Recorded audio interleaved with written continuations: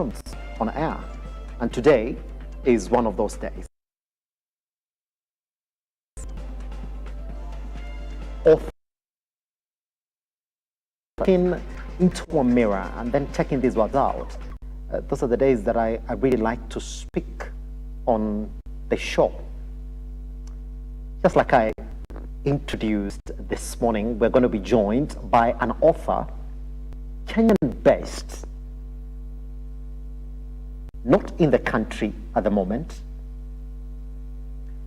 And if you look at her literature, it is unique in the sense of those stories have got a personal touch, have got a cultural touch. In fact, with a background of mental health, then you will know that this is an author who's going to sit there and translate whatever is happening into her life, translate the stories around her into a proper literature work as we transition from kids and boys to men, as we transition from girls to womanhood. So here's the thing, I've got two books that I'm going to introduce to you now, but even before we get into that introduction of what these books are, I'll just give you the titles. The first one, in fact, let me start with the first one. I'll be telling you why I'm starting with this one. Between Two Worlds, A Tale of Dreams, Secrets, and Identity, authored by Mercy Atieno. I'll be telling you what this story is about. But the author, Mercy Atieno, was born in Nairobi, Kenya, and lives in Switzerland, where she works in administration. A lifelong storyteller, she began writing poetry in childhood and draws inspiration from themes of migration, identity. Now, this book, you're going to know about it, and there's going to be that time we're going to talk about it. Full blend of truth, memory, and imagination that explores the tensions of belonging and self-discovery across continents. We'll be asking proper questions about this one, that is Between Two Worlds. And you can see Nairobi in the background, and that frame of this woman facing away from Nairobi. Will be talking about that, on what this pictorial representation here really means about this book once we get into it. The second one that I got, it is As I Do Your Hair, A Mother's Truth, A Daughter's Becoming, also authored by Mercy Atieno this morning. But I'll also be telling you about her. In this work, she introduces herself as a Kenyan writer, mental health advocate, whose work explores layered reality, identity, and inherited truths passed down through generations. She is the author, yes, of Between Two Worlds, this book right here, a lyrical novel that navigates family, belonging, and the cost of silence. Now, As I Do Your Hair, this particular piece right here, Mercy brings her signature warmth and emotional precision to a mother-daughter story told with honesty, intimacy, and cultural depth.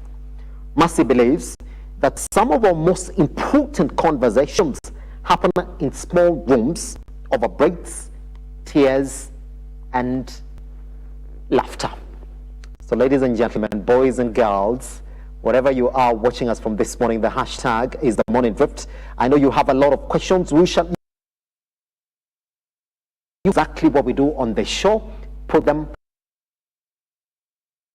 morning.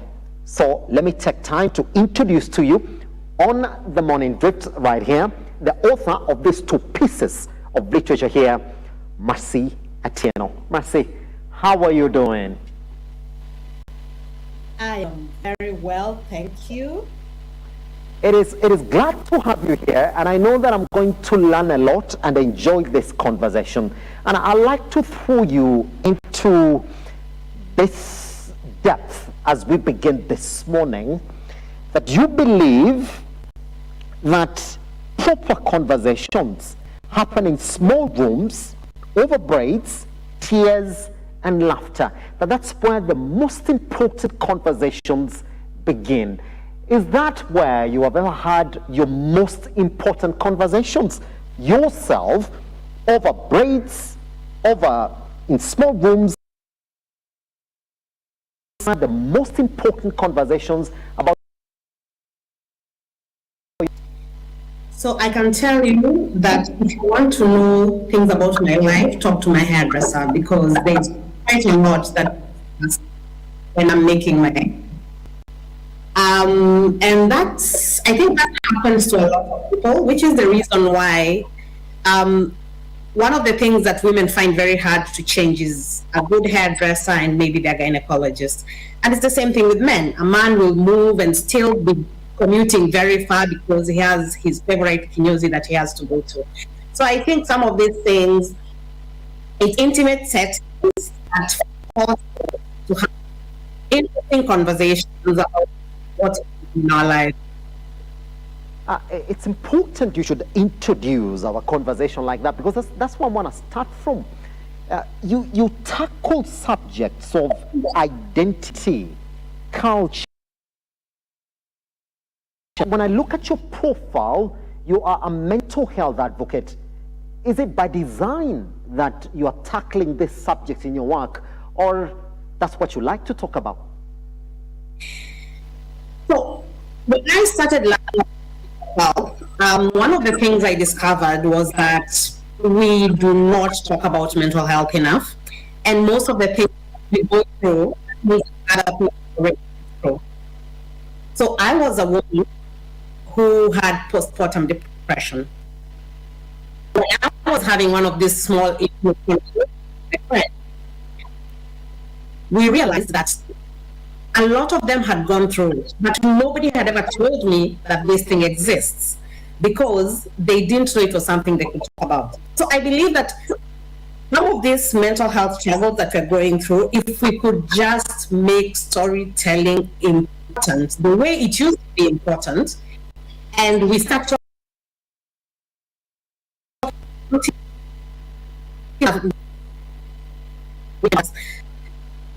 admitting things like, oh, breast, or you your weight after having the baby. So all these small things which cause a lot of tension and a lot of stress for many people, these are things that could, if you could just have people tell their stories. We get into deeper confines of this conversation. I mean, for someone who is now dealing with an intercultural understanding of how we address these things. You were born in Kenya, and that's what I want you to give us your life history.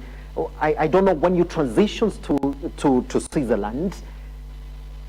Did you find a contrast in how we handle these issues of identity, womanhood, culture, deeper conversations? How are you doing it now in Switzerland, and how you would? Yeah. So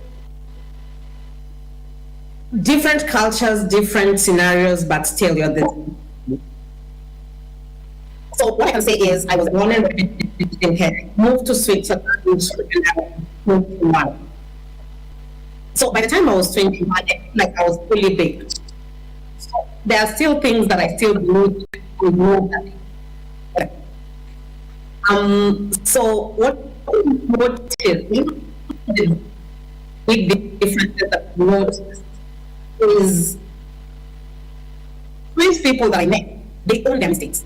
If something has gone wrong, you will talk about it, you will admit you are wrong, and then you move on. And there was very little judgment. But then, it's like, and especially as a woman, every time I made a mistake, it was going to be made like, oh, you are the only one who, like, you've failed failed this. The emphasis was put on my failure rather than lesson that I learned from that. And so, if you don't fail, you don't really learn, and if you don't learn, you're not growing. So that was one of the major things that I know, that I was allowed to do mistakes. At home, I'm still going to make mistakes. And the other thing is how we raise our children. So one of the big arguments that I have with my mother is how honest I am with my children. So with my children, I tell them the truth. If something is wrong, it's wrong. If mommy is not sugarcoating anything, they know what is going on. I admit to them when I have done something wrong. When I have done something wrong to my daughter, I don't just, the way my parents would do it, buy you a present and forget that they've hurt you. No. I just come to her and I say, listen, I am so sorry about this. I did not mean for it to be like this. So it's always been a conversation between the two of us. My children should be left to be children and not told too many things. They will come to learn them when they grow up. But my question is, when do they learn them? That's it. Nobody has given me a timeline of what they're supposed to learn. I'm raising my children, telling them everything from the beginning. That's it. Yeah. Let's talk about. I know we're going to delve into the two pieces that we have here, but that's later on. I want our audience to connect with you this morning. Your history starts in poetry. Is that why you turn up in your work? When a piece, which one wins the day? Is it the fiction part that wins the day, or it is the reality that wins the day? Can you give us a percentage? What are we seeing more in your work? Is it the fiction or the reality?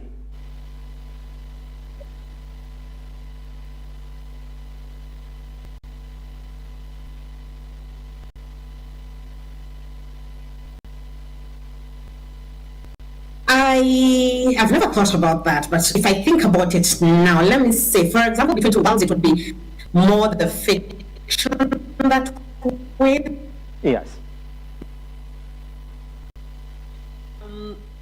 But then reality has two different things. It does not have to be my story. It can be my story mixed with the story of somebody else, mixed with the story of somebody else, mixed with the story of somebody else.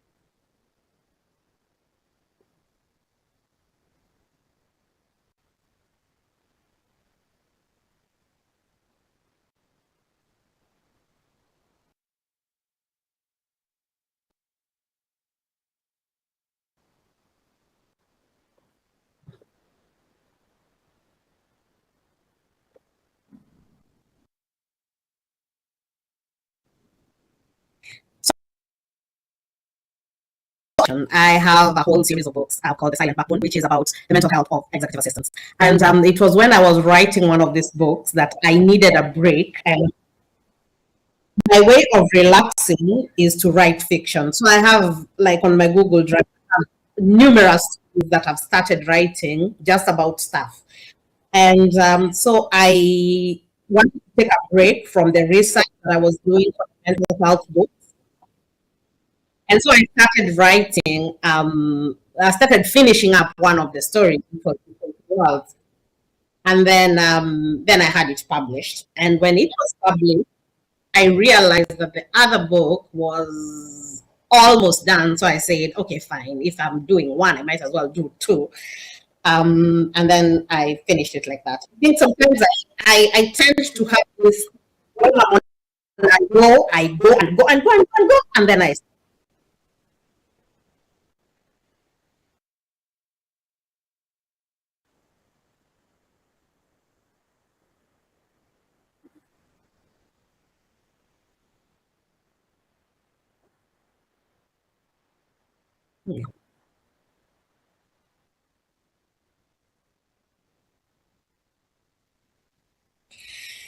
It did.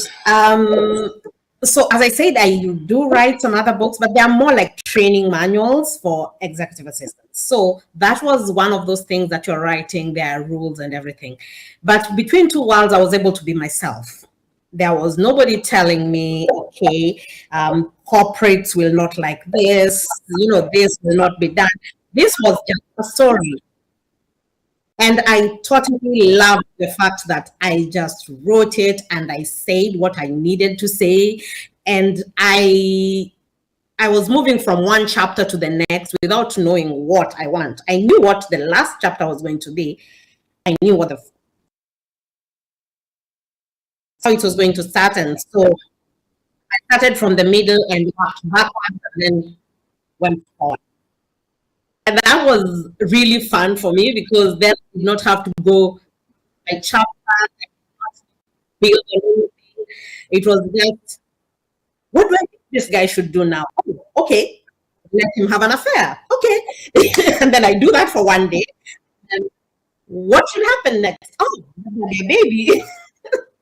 So it was just really the noises in my head. So let's talk about those noises in your head then, because that's what exactly want us to start.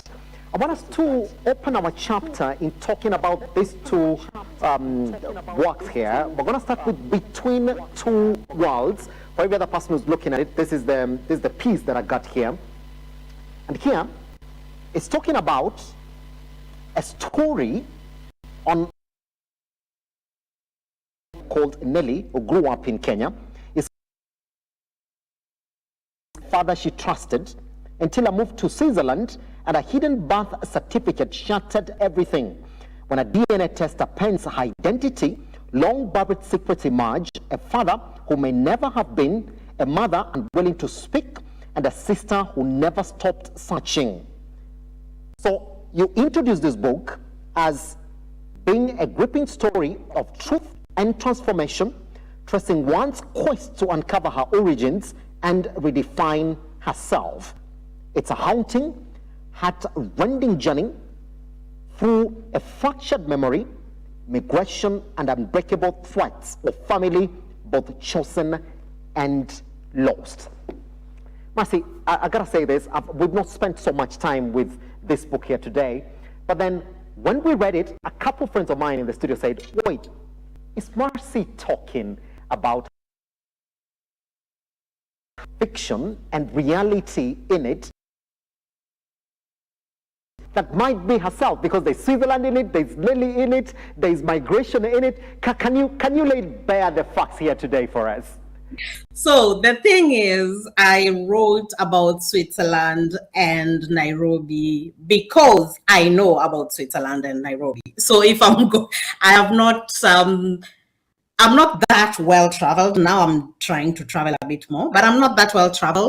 So I needed something that if I talk about going somewhere, I know what I'm talking about. I did, as I say, this was a weekend, 1 week project. So I did not want or have time to do any research. Now, yes, it's true that it is inspired, well, parts of it are inspired by stuff that happened. It's not one woman who all these things have happened to. If all the things that happened to Nelly happened to one, be sane.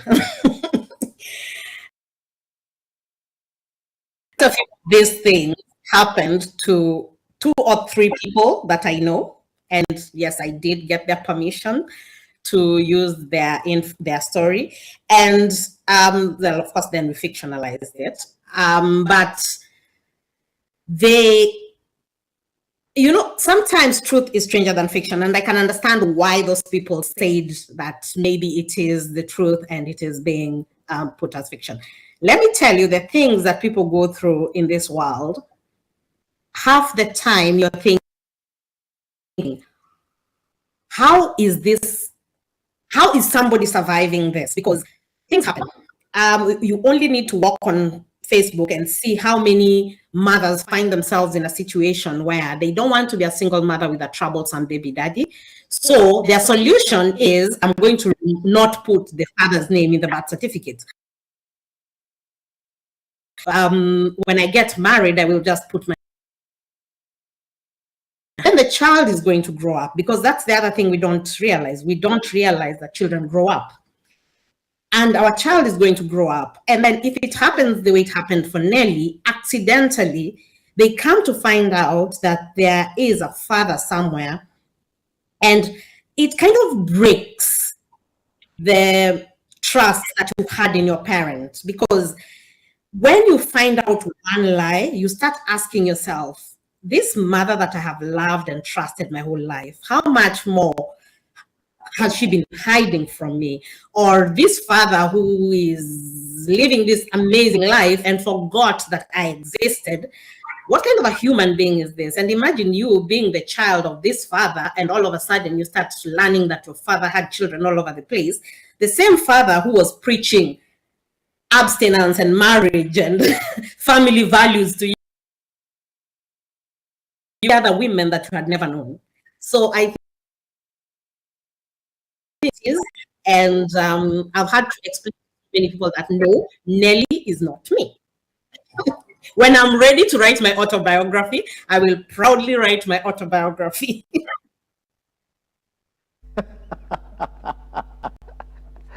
I see how you're trying to run away from what your reality is in this piece right here, between two worlds. But I'm gonna pinch a little into that as well.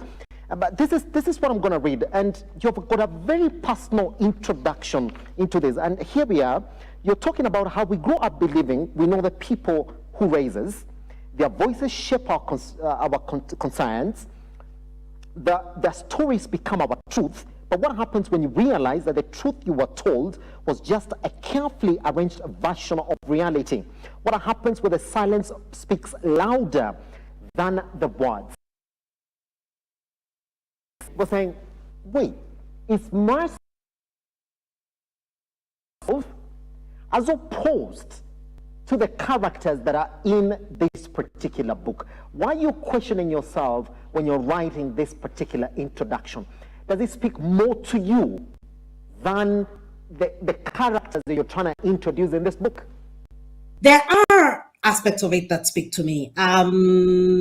Some parts of Nelly's life actually are inspired by things that happened to me. For example, which part can I think of that is inspired by? Okay, she went to hotel school like I did, and when I finished, my struggle with just figuring out how to stay in Switzerland and how to live my life here. And I think there are aspects of it that I can relate to, because even when it just comes to the relationship with parents, now, of course, Nelly's mother is, but what I can tell you is,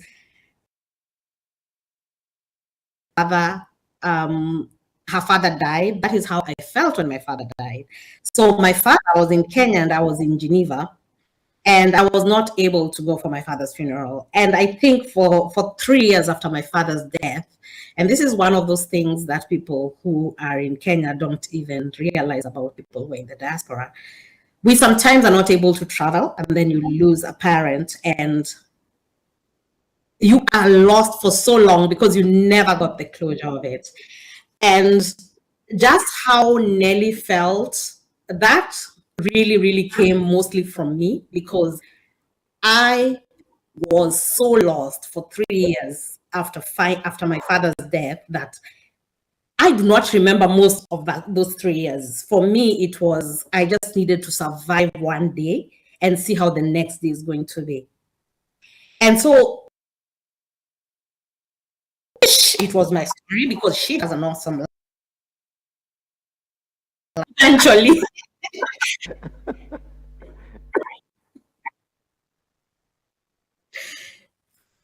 But bits of it, I can feel it.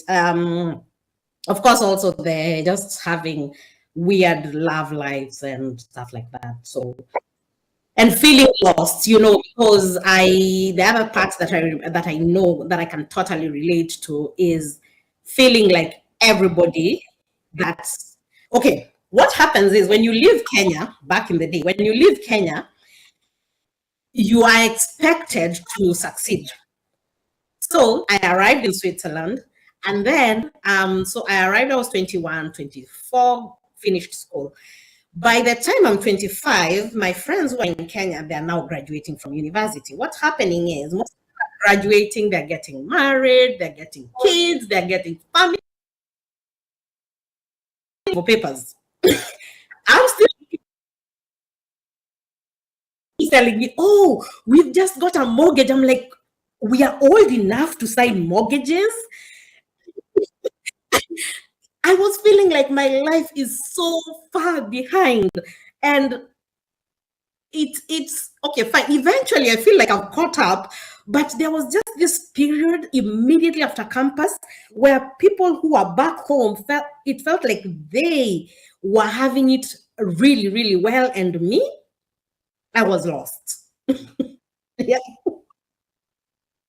I want to talk about another aspect here that probably you would comment about how it has influenced your writing. As a mental health advocate, when you're trying to connect the pieces of your story, because you're talking about personal details, you're talking about identity issues, you're talking about emotional stuff, family stuff, advocate has affected your writing.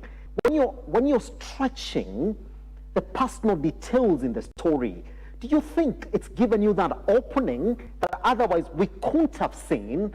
Why are you not a mental advocate, Mercy? So one thing that I got feedback when I was presenting the book to a group, they told me that one thing that was missing was the accountability, because it felt like to them like Nelly's mother was never held accountable. And I think that is where my mental health advocacy came in, because as a mental health expert, I don't want to judge this woman. She lived a life where I cannot imagine. Right now, being a single mother is not a big deal. It's still not something to be proud of, but it's not a big deal. I cannot imagine how this woman was supposed to be a single mother in the 80s. The story was actually, the person story was actually in the 70s, so I moved it to the 80s to, yeah. But I cannot, so she did what she was supposed to do.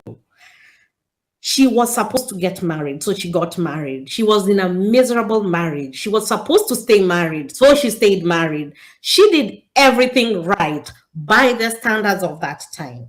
And so most people, unfortunately men, felt like I did not hold her accountable. And I was like, what was I supposed to do? This woman has probably lived her whole life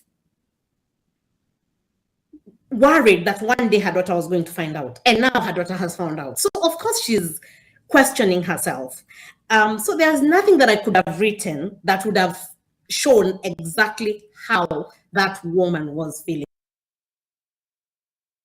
And there's no need for me to put it there. That's why issue.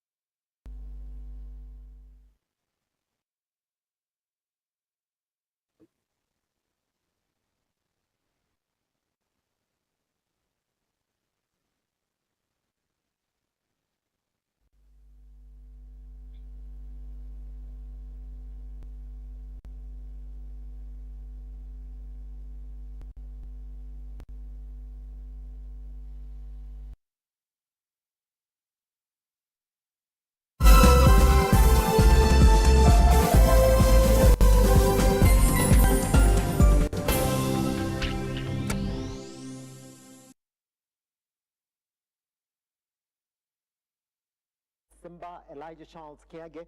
We are still on with a discussion on the literary works of one Mercy Atieno. She's given you one, Between Two Worlds. This is the one that I have right here. And before we step out of the studio, I'll be telling you exactly how you can get your hand. As I do your hair, we'll be talking about as I do your hair and learn about exactly what she's talking about here. Just a final question then on Between Two Worlds.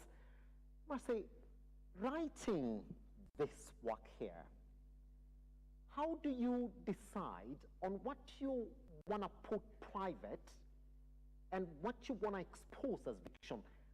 How do you change reality into fiction and still put us within the story? How do you get that balance in this first book of Between Two Worlds? So the things are reality and it's my life. Probably everybody already knows because I'm very open about stuff in my life. so, so those ones, yes. The ones which were other people's lives, of course, I told them this story. I think people can learn something from it, change it. What do you think? And they were all very okay with it. They all were totally participative in adding stuff to it. Now, if anything there sounds like it's your life and you know me and you think it's about you and I never consulted you, no, it's just because your life is not unique. Somebody else has the same thing, and that is the reason why. And that was, I probably knew about the somebody else and I did not think about you. So that is how I put the balance. Basically, the things that I know need to be told. There is no, okay, there is of course privacy. We all need our private lives. But if you can find a way, like back in the olden days, the way they used to say stories and make up a character just so that they teach a lesson. The tortoise and the hare and all that. And something. And if I have to use people that are around me to get this with their consent, of course, then I would do that and just make sure that it is tastefully done, and at least I give you a happy ending. Yeah. Final question on Between Two Worlds, which is a tale of dreams, secrets, and identity. The first final question, which is the second last question on this piece, will be like this. I mean, within your writing, in the process of writing, did you also change your view on identity, on womanhood, on culture, or you already had these lessons, you just wanted to put them down on paper? Did they change the way you view those three aspects that you brought out in your book? So I did. Do much research because what I did was,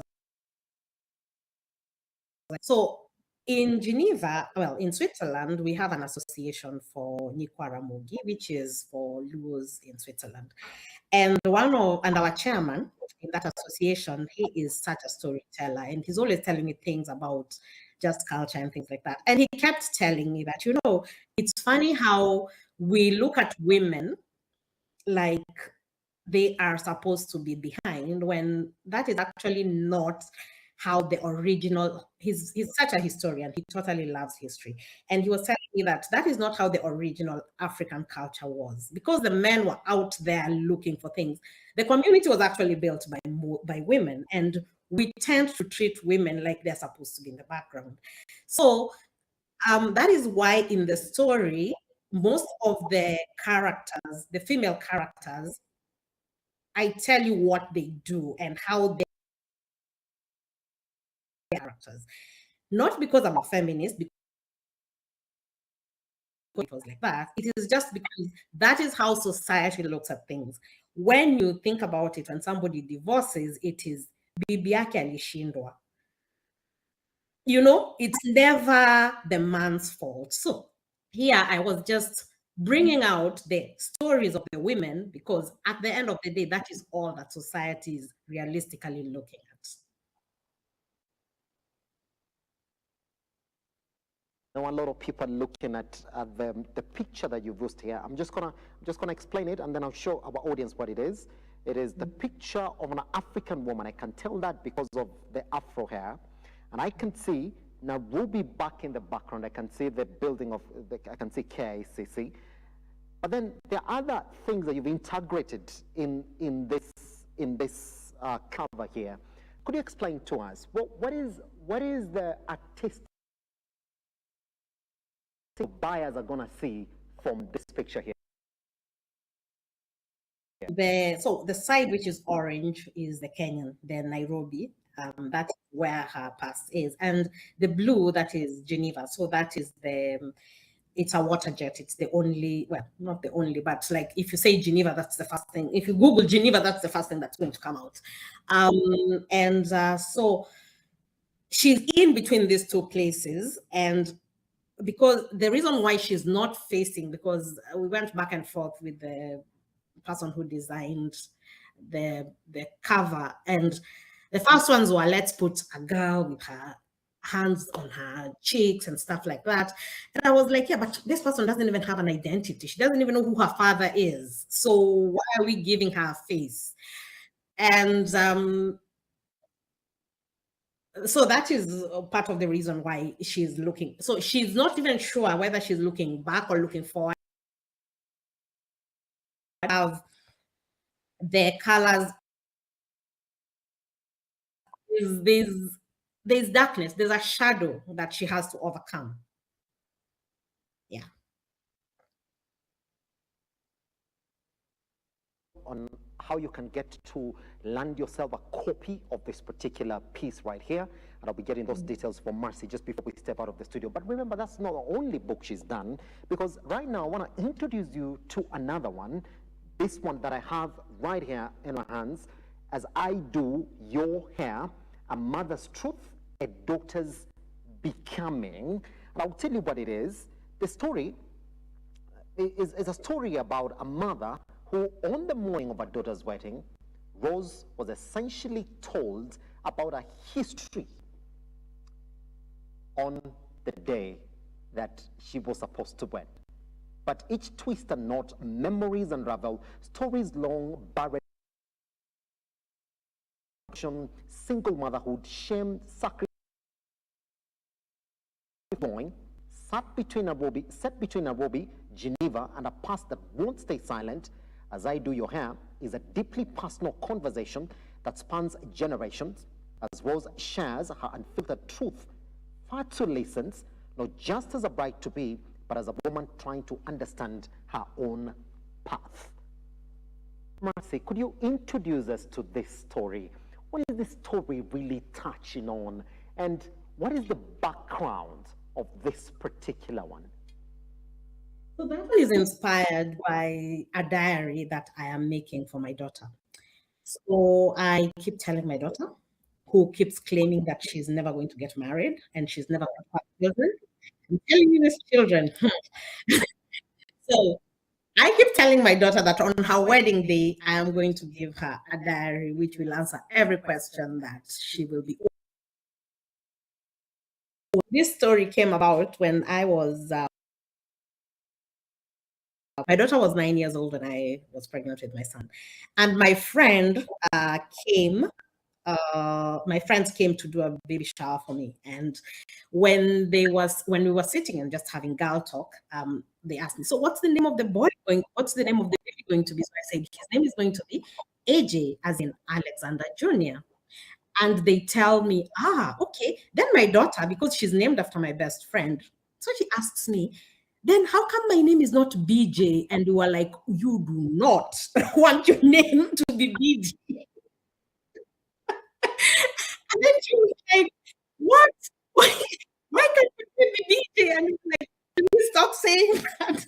And then she was like, okay, mommy, I think you should write down all these things you keep telling me I'm too young to know. And then one day you'll tell me. So I started writing things for her. happens and I write it down. I'm like, okay. Like, for example, if I've mishandled a situation, there are times that I've gone through stuff with friends and we've gotten into fights or things have happened, and I realized that I was on the wrong. And the book 100% about my personal responsibility, not what others did to me. Yes. I contributed to the situation so that she doesn't find herself doing the same thing, because she is me 100%. Her character is my character. I can know the mistakes she's going to make before she makes them. So when she kept saying, oh, I want to know this, I want to know this. So I was like, okay, let me start doing that. So that is the reason why. That's how the As I Do Your Hair came about. The title of it was because I had a friend who got married, and her daughter, she wanted her daughter to have a safe to tell her anything that happens.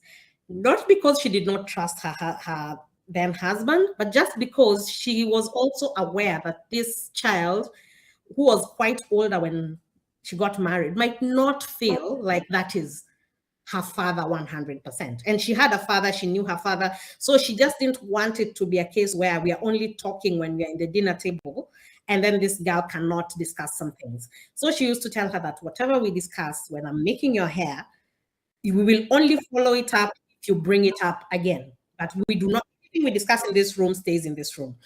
And so that is where her daughter was telling her about boyfriends, about being bullied, about what. And that is where she found out everything she needs to find out about her daughter. So I thought that was such a cool idea. Unfortunately, my daughter doesn't like me doing her hair, so we can't do that. Yeah. But yeah, so that was the inspiration for the name of the story. Which text that this is both truth and fiction. Yes. Whew. Can you make somebody understand, like, how you can make a story be both truth and fiction? I know you've tried to explain it, but could you make it clearer? So it is truth because these are things that have happened to real people. It is not, I am not inventing anything. And I think when ladies are sitting together, when they're not scared of judgment, I'm very lucky that I have a group of girlfriends who we are very honest with each other. Sometimes it's TMI, but we are very honest with each other. And we are able to tell each other the real mistakes we've made. We are able to tell each other, okay, see, in that marriage, yes, this was going wrong, but this was my part in it. And then we know that the people there will just look at you and nobody's going to judge you. Sometimes we can wear our helmet. We are expected to be. We will deny and deny and deny our part in this. And so that is what so that is the truth part of it. The fact that every single scenario that Rose discusses in that book are things that do happen to people. These are things that have happened to people that I know. Of course, the endings, I like happy endings. So I change the endings for them to be happy. But these are things that have happened. And well, except for that one, I didn't even know how to finish it. So that's why the last chapter sounds like it's the first chapter. Interesting for somebody's reading, isn't it? Yes. Exactly. That's it. People who read it are telling me, oh, so is there part 2? I'm like, no, there is no part 2. But there's no life gets tied up in a nice little bow. Some life not knowing how many people are married and they're not sure if the person they're married to is really the person they really love. How many people are very much in love with the husband they have or the wife they have, but they have an ex somewhere who, if this wife or this husband was to go away for 5 minutes, that ex would step in, you know? So these are realities that happen in life, that there's always somebody somewhere that the heart never really let go of. So the base of the story. You've chosen the morning of a wedding. That's when the story begins. Why did you choose a wedding? I mean, a wedding is a day for smiles and celebration, not reality. It's a day, go in, eat. Wedding as the setting of your story. Because the wedding is the perfect time to start a new beginning. You know, the way people have bridal showers and they're told all these things, we call the senges to come and teach you how life is supposed to be. This is not something that she was able to do for her daughter because they just have a very confused life. And plus, she's a single mother with a really busy life, trying to find love. I mean, most of her life is basically trying to find a man. So this is the perfect time to tell her daughter this. She's telling her daughter this, not because this is news to her daughter. Well, some of them turned out to be news to her daughter, but because they have always had conversations. They've always been able to talk to each other. Now, this is just her bringing it all together and telling her daughter, you know what? This happened. That's life. But you know what? You're starting your life. And here are the tools for you to succeed. At least these mistakes you can avoid making. Make your own mistakes. Just don't carry these generational mistakes to your marriage. I'll ask you this question by a couple of my colleagues who just I've taken 2 minutes on this book, just reading exactly what it is about. And I was told to ask you this question during our conversation. Mercy, on your wedding day, I pull you to the side, and I don't want to advise you, because in this book you say it's not about advice, it's not about honesty, that this is when I want you to start afresh as my daughter. Then I give you honest truths, even about your father not being your father. Would you maybe I need to hold back and say, knowing what I've known now, this might not be the identity that I want to take into my next step. That you might not be wishing your daughter well, telling her all these truths on a biggest day of her life. So towards the end, just before they walk into the wedding, her daughter asks her, so are you worried about me being able to stay married? Because this is a woman who's been divorced a few times. So her daughter, of course, that questioning has to be there because it's quite an inappropriate time to be there. It's like the way when somebody is getting married, somebody announces their engagement, and on social media, people have this nonsense of saying, oh, what are Chana to? So it's like that. And that's, you failed so many times. Your daughter doing it the right love. You don't even remember people you've been around. So her daughter asks her, so do you think my marriage is going to last? And she tells her daughter, I do, because then she tells her daughter the difference, why her daughter has a better chance of succeeding compared to her. So this equips her daughter to know that, you know what, life is going to be hard in front here, but it's life. One thing I don't like is when people have weddings. I've been to a few weddings where the pastor talks as if marriage, bed of roses, nothing ever goes wrong.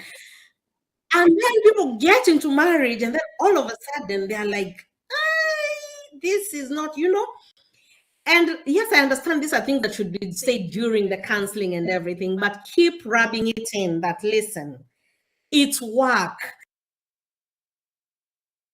When you're looking at this person and you're like, hey, then there are times that you wake up, and it's those times that you wake up and you're happy and you're looking at this person. Those are what you need to treasure for those 2-3 days that you will be looking at this person and just wondering, what did I do? because there's always somebody better than whoever you're with. There's always somebody, you can always do better, or so you think. You can always do better, you can always upgrade. But knowing all this, she equipped her daughter to just tell her daughter, listen, I messed up in this. I messed up so badly, but I know that you make it.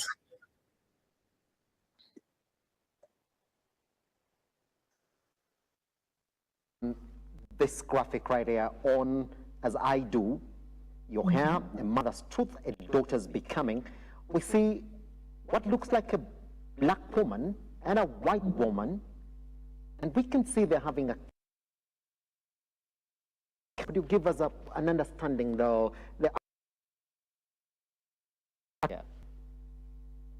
So the other aspect that I did not do in between two worlds that I decided to use on this one was the colorism and racism and just the dilemma of being mixed. What people don't realize, which I came to realize after having children, is being a product of two different cultures is not easy.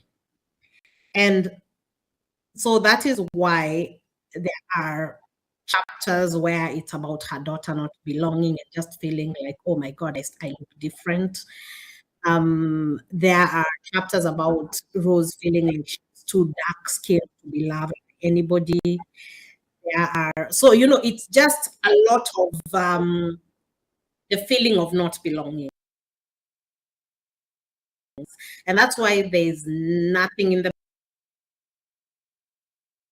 with a light around them that is, they're in their own world. So that's Rose and her daughter ready for the wedding in their own world. Yeah. We have 4 minutes. I want to use those 2 minutes to talk about yourself, and then 2 minutes to talk about where we can get ourselves these books right here with me. Now, one question. Yes. Do you think being in Switzerland has opened your mind to talking more about culture, womanhood, and identity? Do you think you would have been this person talking about these themes in your writing had you been still in Nairobi, Kenya? I wouldn't be this person if I was in Nairobi. I wouldn't even be who I am today if I was in Nairobi. I am that kind of person who I will go, so I would make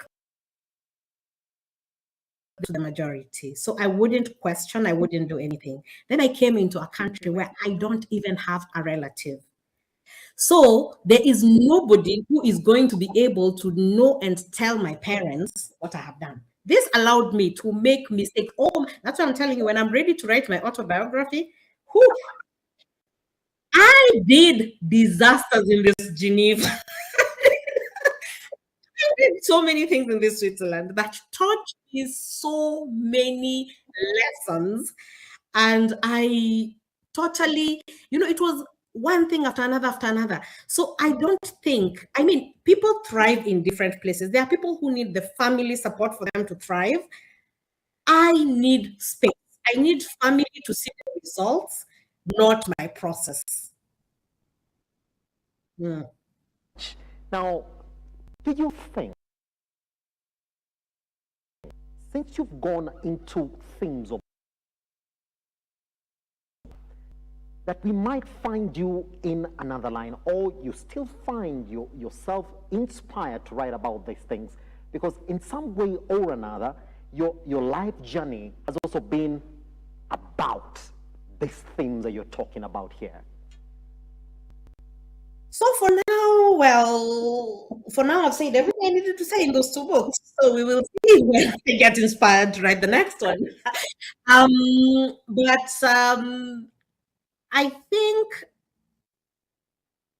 do think that, yes, there are so many things. One thing that I noticed and I deliberately avoided writing is about domestic violence. And that was because, one, there was a book that I was working on domestic violence. So I did not want to mix heavy a topic, and also it's too confusing for very many people. So I said, okay, let me not delve into that. So maybe that is something that I would like to, because as I said, I am a feminist. Personally, I don't understand a lot of feminists nowadays because it feels like being a feminist means hating men. I love men. So I cannot get myself to hate them, but I am pro women. I want women to succeed, but I am also, first of all, I'm a mother of a son, so of course I have to, and that son has a father. Of course, I have the father who made the children. So I love men, totally love men. But I understand why some women reach a place where they feel like they can hate men. I have not reached that place. Maybe one day I will reach there, but I don't see it. But I am a feminist at heart. I believe that women, there's quite a lot missing in women. Job that pays the bills is, I work for a pharmaceutical NGO. And one of the things that I'm always wondering is how you go on a clinical trial and they are worried about the things they're worried about. Nothing there concerns women. And you're like, really? We are not going to consider that there are women who will be taking this drug? Oh, we will do that later. Why? And then you can't argue with them because they're the scientists, and you're like, there's no science here. You're just men. But anyway, I can go into the feminist rants, but anyway, the books will still be about women. However, it will be different angles of women. Yeah. About your international audience who may want to land their hands on this book, and your local audience right here in Kenya who may also want to get your hands on. They go to get this book. Found on Amazon. So international audience can get them there. And they're also found at Nuria Bookstore. Still getting them in. Yes. And so there's the Instagram page, which is called To What We Carry. And any other bookstores will be added there. Yes.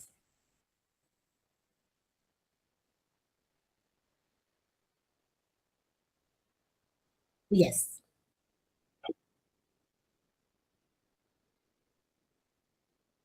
Of the studio now. Mm-hmm. When are we getting the third one? Because now you're in the mood. Because after the first one and then the second one now, when are we expecting the third one? Well, let's first sell 1,000 copies. And then I will do a third one. When the inspiration comes. As I said, I have a full-time job, I have a partner, I have kids, I have hobbies, I have I enjoy writing, but I also don't want to overdo it, because when I overdo things I tend to lose interest. But yeah, something will come eventually. Yeah. Right there, right within. I do not know, but I know something is gonna come. When the inspiration knocks right, maybe Mercy will come back again and say, hey, look here, 3 months after we spoke, I wrote, and I wish that is gonna be the thing. Mercy, thank you very much for joining us this morning. I've learned, I've enjoyed this conversation. I hope one of these fine days I'll also come up for another one as well. Okay, yes. Thank you so much. All right. Enjoy your day as well. Take us back online to the time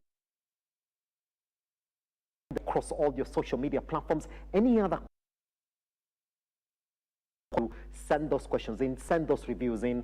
We're going to be able to send them back to her so that she can be able to speak to you directly as well. We've told you exactly where to get these books. Amazon, Nuria Bookstore. You can actually also land yourself a copy of this amazing work that Mercy Atieno is gotten to do. That's it. I'll see you another day for another conversation. Good morning and